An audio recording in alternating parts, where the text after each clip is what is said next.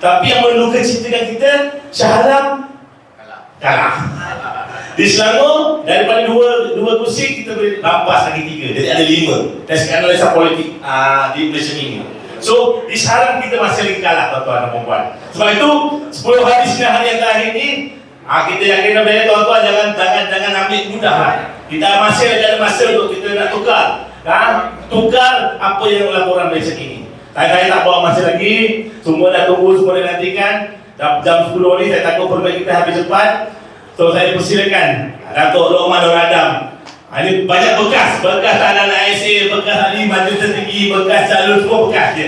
So kita dapat dengar lah apa sedikit sebanyak yang beliau akan katakan untuk pedoman lagi kita memperjuangkan untuk sisa-sisa selepas 9 hari.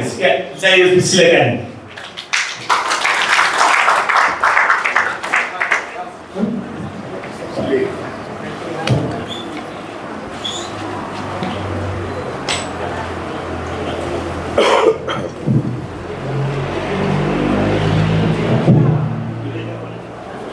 Bismillahirrahmanirrahim. Alhamdulillahirabbil alamin. Wassalatu wassalamu ala asyrafil anbiya'i wal mursalin wa ala alihi wa sahbihi ajma'in. Rabbi shrah li sadri wa yassir li amri wahlul 'uqdatam min lisani yafqahu qawli. Assalamualaikum warahmatullahi wabarakatuh. Yang saya hormati saudara masyarakat musim majlis kita pada malam ini, yang berbahagia Datuk Azhari, Datuk Syari, Ketua UMNO bahagian Shah Alam, satu tepukan gubernur beliau. Mantan Ketua UMNO bahagian pun ada pada malam ini, Datuk Nawami Mak Zain, satu tepukan gubernur untuk beliau. Mantan Ketua bahagian seorang lagi pun ada, Datuk Salamun Salamat, satu tepukan gubernur untuk beliau. Datuk kita daripada Sungai Siput, sahabat kita daripada N87 Haji Fatir, dan tidak ketinggalan penceramah pertama kita Tan Sri Dr. Ibrahim Abu Shah, satu tepukan gubernur untuk beliau. Pimpinan UMNO bahagian, Barisan Nasional, Parlimen Shah Alam, Ketua Cawangan, Ketua Pemuda, Wanita, Putri, hadirin hadirat, pegawai keselamatan yang saya kasih silakan. Secara saya dengar tadi, itu adalah apa yang diulas oleh Malaysia kini. Kalau saya jadi tuan-tuan, Malaysia kini adalah pandangan yang terakhir yang saya akan ambil kira dalam menentukan pandangan saya. Last sekali, kerana kita tahu Malaysia kini ditubuhkan dengan duit yang datangnya daripada Soros. Dan secara mereka ini sudah fund, bukan setakat Malaysia kini. Selepas saja pilihan raya umum yang lepas, kita tahu bahawa IRI, International Republican Institute, begitu juga dengan CIA, secara terang-terang mengaku bahawa mereka sudah 17 tahun bekerjasama dengan pembangkang dalam negara ini. Jadi Malaysia kini adalah sebahagian, bila mana Stephen Gunn, mereka awal tu dengan Dien Chua, mereka dapat funding daripada George Soros. Jadi sudah pastilah dapatan-dapatan mereka lebih memihak kepada sebelah sana. Untuk maklumat tuan-tuan, saya dah pergi merantau Malaysia ni. Saya pun nak buat ulasan sikit. Saya yakin tuan-tuan, kali ini pilihan raya ni paling busuk pun BN di Semenanjung kita akan menang 80 hingga 97 kursi. 80 hingga 97 kursi di Semenanjung saja tuan-tuan, insyaAllah. Ini belum campur kawan kita GPS di Sarawak. GPS berpotensi untuk menang lebih kurang 25 hingga 28 kursi. Maknanya worst case scenario, kalau kita dapat 80 campur 25, kita dah ada 105. Kita cuma perlukan lebih kurang 7 kursi lagi untuk memerintah negara ni. Di Sabah, kita kali ini ada sedikit kecewa kerana mereka bekerjasama dengan GRS. So, gabungan separuh BN, separuh GRS. InsyaAllah, ini Datuk Bong je yang boleh handle Sabah ni. Jadi, kalau misalnya Datuk Bong boleh pastikan GRS dan BN di Sabah akan memberikan undi kepada Barisan Nasional untuk kita membentuk kerajaan pusat. Sabah saja boleh menyumbang 15 kursi. Maknanya 120 kursi minimum dalam tangan, insya-Allah kita boleh membentuk kerajaan. Shah Alam ni, saya nak beritahu tuan-tuan, tak ada sebab sebenarnya kita patut kalah. Kerana Shah Alam dulu kalau zaman Datuk Azhari bertanding mungkin baru 68%. Ni semua puaka bernama Mahathir Mohamad punya angkara. Kita mula jahanam ni tuan-tuan kerana ada manusia bernama Mahathir Mohamad. Shah Alam ni satu ketika dahulu zaman Datuk Salamo. Ketika itu tuan-tuan pengundi Melayu 86%. Betul tu? 86%. Bila tahun 1999 orang Melayu tidak menyokong Mahathir, kerana mereka simpati dengan Anwar Ibrahim dengan muka mata lebam dia pada ketika itu.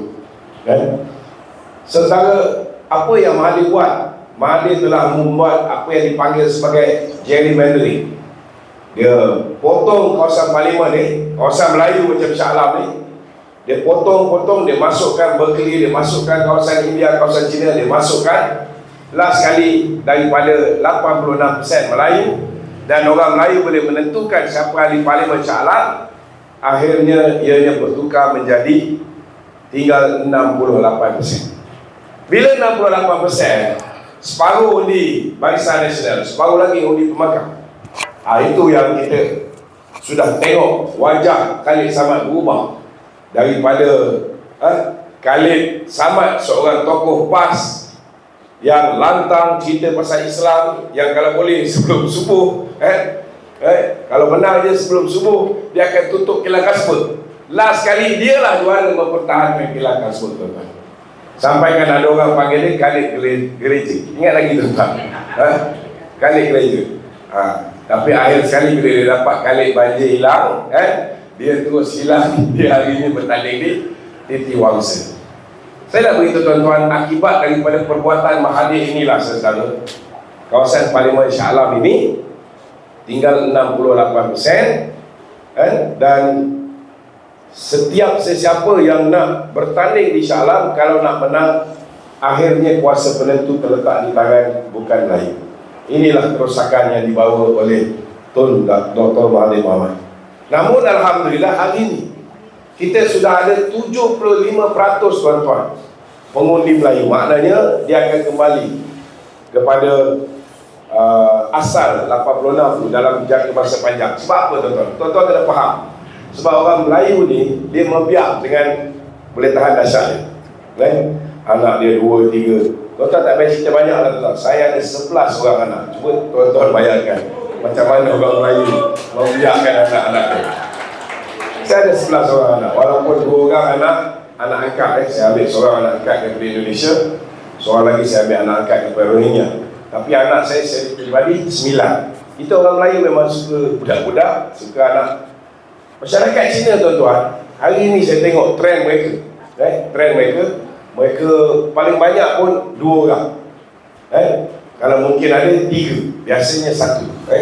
Ini trend mereka. Jadi jangka masa panjang, saya yakin Shah Alam ni, kalaupun kita tak betulkan balik persepadanan semula, dia akan kembali normal seperti mana sebelum ianya dirosakkan oleh Dr. Mahathir. Persoalan dia, kenapa kita nak letakkan Shah Alam ni sebagai kawasan yang kita tak boleh menang, sedangkan Shah Alam ni di negeri Selangor antara tempat yang mana orang Melayu paling ramai, pengundi yang sepatutnya menjadi fixed deposit Barisan Nasional paling ramai. Sebenarnya tuan-tuan ini berpunca kerana orang Shah Alam terlalu bijak. Tak percaya tanya dengan Dr. Ibrahim Abu Shah. Saya nak kata dia orang ni bijak sangat ni saudara, belum tahu lagi. Sebab apa yang berlaku pada tahun 2018 jelas menunjukkan, kalau sebelum ini saya tengok trend PAS menang di Shah Alam, mungkin ada kaitan rapat kerana orang Shah Alam mereka ni pendekatan dia ke arah Islam tu lebih tinggi. Dia religious, dia Islamic. Tetapi bila Khalid Samad menang pada tahun 2018, Ini jelas menunjukkan ada di kalangan cendekiawan, profesor, doktor tuan-tuan, termasuklah engineers, termasuklah pensyarah, tak kira lah UiTM ke mana universiti ke, cikgu-cikgu, saudara. Ramai di antara mereka ini walaupun cerdik, walaupun degree dia tinggi, walaupun ada yang ada PhD, tetapi Pakatan Harapan berjaya menipu mereka pada tahun 2018. Ini realiti, tuan-tuan. Ini realiti. Itu sebabnya bagi saya 75% pengundi Melayu di Shah Alam, kita patut menang kawasan Shah Alam ni. Setuju tak? Setuju, tuan-tuan? Kalau orang Shah Alam sanggup berubah. Selama hari ini mereka mengharapkan, tuan-tuan, selama hari ini mereka mengharapkan ahli politik berubah. Hari ini saya nak beritahu tuan-tuan, calon yang kita letak di Shah Alam ni bukan orang politik sangat pun. Hello Encik Masya.